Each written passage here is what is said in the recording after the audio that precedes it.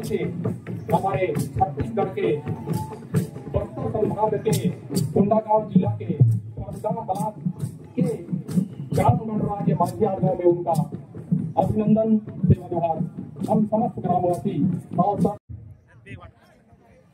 बुढ़ाल पेंटा बुढ़ाल पेंटा आप सभी को दिल से सेवा जोहार।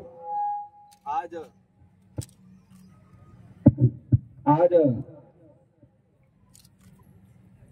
छत्तीसगढ़ राज्य के अंदर इस आदिवासी बाहुल्य क्षेत्र कोंडागांव जिले के अंदर आप सभी ने मेरा और हमारे समस्त साथियों का दिल से जो स्वागत किया गया और आपने प्राकृतिक पूजा पद्धति और प्रकृति से जुड़े हुए ये माला, इन मालाओं के द्वारा जो दिल से स्वागत किया, उसके लिए मैं आप सभी को और राजस्थान की धरती की तरफ से और पूरे देश के आदिवासियों की तरफ से धन्यवाद देना चाहूंगा। लगभग सभी साथी परिचित होंगे, सभी ने कहीं न कहीं न्यूज चैनल के माध्यम से, सोशल मीडिया के माध्यम से मेरे बारे में कुछ जाना होगा। और मैं मेरा वक्तव्य शुरू करने से पहले हमारे देश के अंदर इस देश को आजादी दिलाने में महत्वपूर्ण भूमिका निभाने वाले इस इलाके के महापुरुष, साथ ही बिरसा मुंडा, जयपाल सिंह मुंडा, भीमराव अम्बेडकर जी, उनको नमन करना चाहूंगा, जिन्होंने राजा रजवाड़ों से, अंग्रेजों से, मुगलों से हमारे समुदाय के लिए, जल जंगल जमीन के लिए और इस आजादी के लिए लड़ाई लड़ी और हमारा देश आजाद हुआ। और आजाद भारत के अंदर भी हमारे समुदाय के कई सामाजिक संगठन के लोग, जिन्होंने आजाद भारत में कोई भी सरकार रही हो, उन सरकारों से आदिवासी समुदाय के संवैधानिक अधिकार को लेके, आदिवासी समुदाय के हक अधिकार को लेके, जल जंगल जमीन को लेके जिन्होंने लड़ाइयां लड़ी और जो शहीद हुए, उनको भी नमन करना चाहूंगा।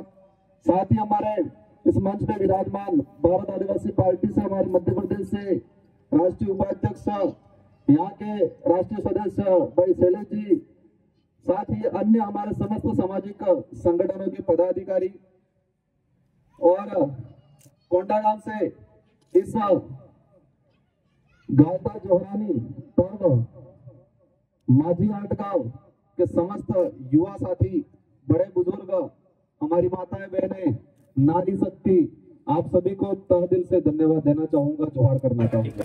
आदिवासी समुदाय के विस्थापन को लेके, अपनी आइडेंटिटी को लेके जो पूरे देश में आदिवासी जूझ रहा है, तो पूरे देश के आदिवासियों को एक मंच पे लाने के अभियान से हम यहाँ पर पहुंचे। और मैं मेरे संसदीय क्षेत्र बांसवाड़ा डूंगरपुर, जो राजस्थान के अंदर आता है, वहां की जनता को भी धन्यवाद देना चाहता हूं कि जिन्होंने मुझे जोरदार वोट देके सांसद बना के दिल्ली भेजा। इस उम्र में मुझे मेरे संसदीय क्षेत्र ही नहीं, पूरे देश के आदिवासियों का, साथ ही अन्य समुदाय जो मानवता में विश्वास रखते हैं, जो इस देश में पिछड़े हुए हैं, उन सब का प्रतिनिधित्व करने का मुझे अवसर मिला दिल्ली के अंदर। इससे पहले मैं आया था इस इलाके में जब मैं विधायक था, और मुझे मेरे 84 की जनता ने 2 बार विधायक बनाया और तीसरी बार मुझे सांसद चुन के भेजा। साथियों, आज ये जो पर्व है, ये पर्व पूरे देश में मनाया जाता है। तरीका अलग जरूर हो सकता है, उसका नाम जरूर अलग हो सकता है, लेकिन ये जो जिस भावना से, जिस उद्देश्य से ये जो पर्व मनाया जा रहा है, ये पर्व छत्तीसगढ़ अकेले राज्य में नहीं, ये भारत देश के प्रत्येक राज्य में जहाँ आदिवासी समुदाय है जो अपनी संस्कृति को नहीं भूला है, वो हर इलाके में मनाया जाता है। हमारे इलाके में भी मनाया जाता है। जो पहली फसल होती है और फसल पकने के बाद हमारे घर में ले जाने और हमारे खाने से पहले हमारा समुदाय हमारे पूर्वजों को, हमारे कुल देवताओं को, देवी देवताओं को पहले पूजता है और एक पर्व के थ्रू पूजता है। पूजने के बाद देवी देवताओं को भोग चढ़ाने के बाद ये अनाज ग्रहण करता है। ये परंपरा पूरे देश के आदिवासियों के अंदर है और इसको बरकरार रखना है हमारे, क्योंकि यही हमारी पहचान है, आदिवासियों की पहचान है। कई लोग पढ़े लिखे हो जाने के बाद ये बोलते हैं कि ये परंपरा जो है क्या मतलब है, यूं सोचते हैं कई लोग। कई लोग कहते हैं कि पुराने जमाने की बात है, जो पढ़ लिख के अधिकारी नेता बन गए, ये तो पुराना मामला है, इसको छोड़ना चाहिए भी कहते हैं कई लोग। लेकिन मेरा क्या मानना है कि जो ऐसा बोलते हैं उनको इस काबिल बनाने में सबसे बड़ा रोल इस संस्कृति का है। अगर ये संस्कृति, ये परंपरा नहीं होती तो आदिवासियों की पहचान नहीं होती, और आदिवासियों की पहचान नहीं होती तो आदिवासी समुदाय का सर्टिफिकेट नहीं मिलता, और सर्टिफिकेट नहीं मिलता तो वो अधिकारी नहीं बनता और मैं सांसद भी नहीं बनता। तो ये हमारी एक ताकत है, हमारी जो परंपरा, हमारी ये पूजा पद्धति, वो हमारी एक सबसे बड़ी ताकत है। हर समुदाय अपनी पहचान के लिए तरसता है, पहचान बनाने में तरसता है, लेकिन हमारे पूर्वजों ने हमारी इतनी पहचान बना के गए हैं, इतनी छाप छोड़ के गए हैं कि हमें नया कुछ नहीं करना है, सिर्फ उसका संरक्षण करना है। क्या करना है? संरक्षण करना है, उसको जीवित रखना है, उसको जीवित रखना है और आने वाली पीढ़ी को सिखाना है। हमारी जो परंपरा हजारों सालों से, ये जो परंपरा, ये जो रीति रिवाज 100, 200, 500 सालों से नहीं, ये रीति रिवाज हजारों सालों से है। जब इस देश के अंदर कोई धर्म नहीं बना था, इस देश के अंदर कोई व्यवस्था नहीं थी, उस समय से ये हमारी परंपरा जो है। तो इस परंपरा के आधार पे कल्चर किसी भी व्यक्ति के विकास में बाधक नहीं होता है, सहायक होता है। जो लोगों को, कई लोगों को लगता है कि हम पढ़ लिख गए अब आगे बढ़ गए, मेरा क्या मानना है, आदिवासी समुदाय की परंपरा, रीति रिवाज, आदिवासी समुदाय का पहनावा, संस्कृति, आदिवासी समुदाय की पूजा पद्धति, आदिवासी समुदाय के प्रत्येक व्यक्ति को आगे बढ़ाने में सहायक है, न कि बाधक है। वो सहायक है, बाधक नहीं है। इसलिए साथियों, मुझे आज आने का अवसर मिला। मैं जहां तक देख रहा हूं, हमारे यहाँ पढ़ा लिखा युवा भी है, कुछ गवर्नमेंट सर्विस में होंगे साथी, हमारे बड़े बुजुर्ग भी हैं, माताएं बहनें भी हैं, और मैं पूरे देश के अंदर देख रहा हूं कि आदिवासी समुदाय हर समस्या से जूझ रहा है, हर समस्या से। ये बात अलग है, किसी को दिख रहा है, किसी को नहीं दिख रहा है। सिंपल सी चीज है, विकलांगता, जो दिव्यांगता बोलते हैं, विकलांगता, आदमी शरीर से विकलांग होता है, हाथ से या पैर से, तो हमको एहसास होता है कि विकलांग है। लेकिन इस देश के अंदर कुछ ऐसी विचारधारा है, जिन विचारधाराओं ने हमारे समाज के कुछ लोगों को मानसिक विकलांग बना दिया गया। कौन सा विकलांग? मानसिक विकलांग। विकलांगता दो प्रकार की होती है। एक तो ये ऊपरी जो पहनावा या ऊपरी जो हमारा शरीर का हिस्सा है, ये हाथ है, ये नाक है, ये पैर है, इसमें कहीं क्रैक आ गया जन्मजात या एक्सीडेंट के बाद, तो एक विकलांगता होगी शरीर की विकलांगता ऊपर ही, और दूसरी विकलांगता अंदर की मानसिक विकलांगता।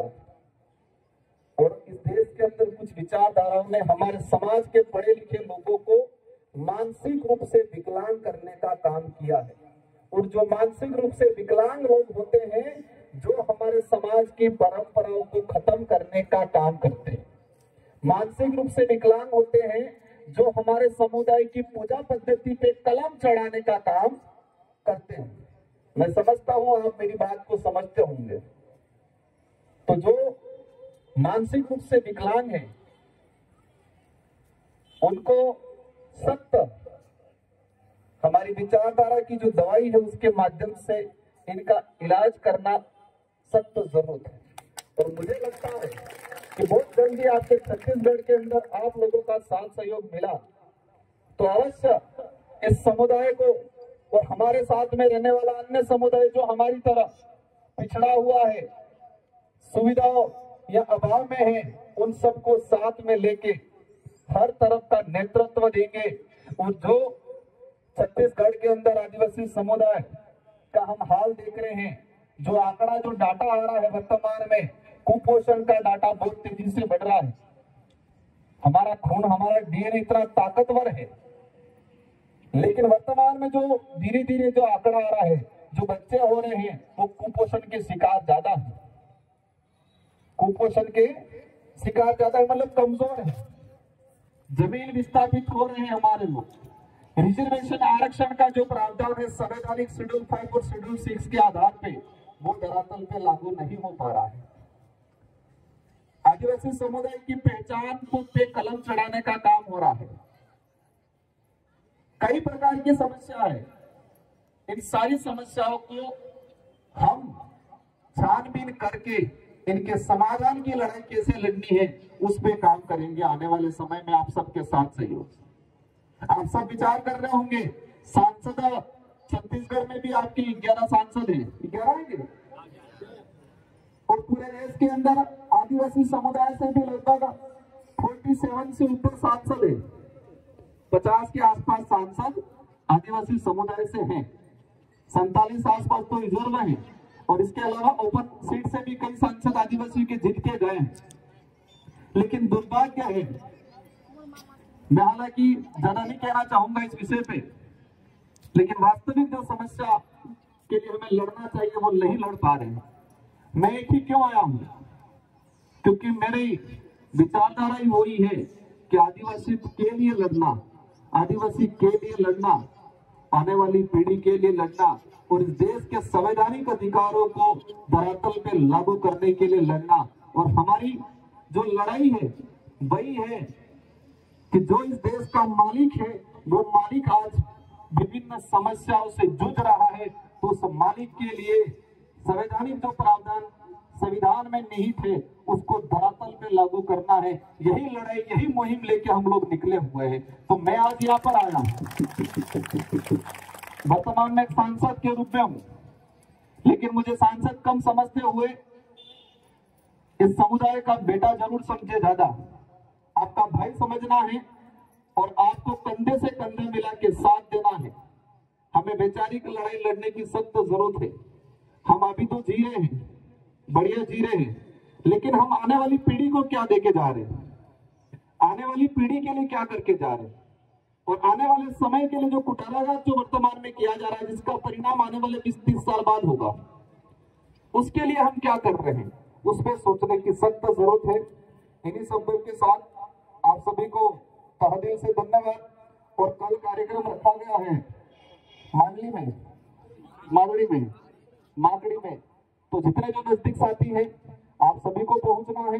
कोशिश करूंगा कि हमारे देश के और साथ ही छत्तीसगढ़ के इस इलाके की जो समस्या है उन सारी समस्याओं पे और समस्या का समाधान किस रास्ते पे कर सकते हैं, इन सभी विषय पे अपन चर्चा करेंगे। हमें एकजुट होने की जरूरत है। अगर एकजुट नहीं हुए तो समस्या आने वाली है बहुत। हमारे पूर्वज और वर्तमान जो बड़े बुजुर्ग लोग हैं, जंगल में जाते हैं तो लकड़ी का गुच्छा बनाते हैं, या फिर हम सिंगल साइज देखते हैं कि छोटी छोटी लकड़ियों का भी एक झुंड बनाते हैं, जिसको तोड़ नहीं सकते, लेकिन एक एक लकड़ी अगर निकाल के तोड़ेंगे तो वो लकड़ी टूट जाएगी। तो वही देश में हो रहा है। तो छत्तीसगढ़ के इस इलाके में, बस्तर इलाके में कोई समस्या आ रही है तो राजस्थान, मध्य प्रदेश के आदिवासियों को भी बोलने की सख्त जरूरत है। और वहां पर समस्या आ रही है तो यहाँ का आदिवासी समुदाय के लोगों को भी बोलने की जरूरत है। इससे देश में ये मैसेज जाएगा कि इस देश का आदिवासी समुदाय एकजुट है और एकजुट होने की जरूरत है। और आदिवासी समुदाय अगर एकजुट होता है तो किसी के पेट में मरोड़े पड़ने नहीं चाहिए। इसलिए आप सभी को पुनः इस गायता जोहारनी पर्व पर हमारे पूर्वजों को नमन, बड़ा देव को नमन, साथ ही इस देश में आदिवासी समुदाय के हक अधिकार के लड़े इन शहीदों को नमन और आप सबको सेवा जोहार। और मैं उम्मीद करूंगा कि मेरी बात को सुना होगा, समझा होगा और अपने जीवन में आसपास के लोगों में, परिवार में इस बात का अमल में लाए और हम सब मिलके, वर्तमान में हम तो जिंदा तो रहना है लेकिन आने वाली पीढ़ी के लिए क्या करके जाना है उस पर ज्यादा सोचना है। वर्तमान में जिंदा रहना है, सुख सुविधा अर्जित करनी है, उस पर कम सोचते हुए आने वाली पीढ़ी के लिए कितना बेहतर कर सकते हैं इस विषय पे ज्यादा सोच के काम करने की सख्त जरूरत है। इन्हीं शब्दों के साथ आप सबको तहे दिल से धन्यवाद। जय जोहर का नारा है, जय जोहर का नारा है। आप सबको धन्यवाद, आभार, सेवा जोहर। जय भारत, जय संविधान। बताइए, आज छत्तीसगढ़ आने का उद्देश्य? छत्तीसगढ़ आने का मेन उद्देश्य यही है कि छत्तीसगढ़ के अंदर आदिवासी समुदाय के साथ जो अत्याचार बहुत तेजी से बढ़ रहा है और जिस तरह से डेवलप के नाम पे, विकास के नाम पे आदिवासियों का जो विस्थापन किया जा रहा है और साथ ही पूरे देश के अंदर आदिवासी समुदाय अनेक समस्याओं से जो जूझ रहा है, इन समस्त इश्यूओं को लेके भारत आदिवासी पार्टी के नेतृत्व में छत्तीसगढ़ का आज कार्यक्रम रखा है। और कल विशेष करके जो कार्यक्रम है हमारा सामाजिक कार्यक्रम है। यहाँ के समाजजनों ने मुझे आमंत्रित किया है और उनके बीच में जाके उनकी समस्याओं को सुनेंगे और आने वाले समय में इन समस्याओं का समाधान किस तरह से किया जाएगा उन पे विचार किया जाएगा। सर, ये छत्तीसगढ़ बस्तर समाज में अभी चुनाव लेकर क्या रणनीति है आपकी? देखो, हमारा पहला जो सोच है कि हम राजनीतिक विषय पे कम बात करते हुए सामाजिक एकता कैसे लाए जाए और आदिवासी समुदाय को राजनीतिक पार्टियों में बांट के, धर्मों में बांट के, क्षेत्रों में बांट के, अलग अलग समूह में बांट के जिस तरह से छत्तीसगढ़ के अंदर आदिवासियों का बेहाल कर दिया गया है, उसको विरोध में हम सबसे पहले काम करेंगे। पहले सामाजिक एकता, सामाजिक चेतना, संवैधानिक अधिकारों को लेके समुदाय को जागरूक करेंगे। अगर यहाँ के लोग अपना नेतृत्व देते हैं तो ठीक है, नहीं तो इस इलाके में आने वाले समय में भारत आदिवासी पार्टी एक मजबूत नेतृत्व के रूप में इस इलाके से उभरेगी। Thank you.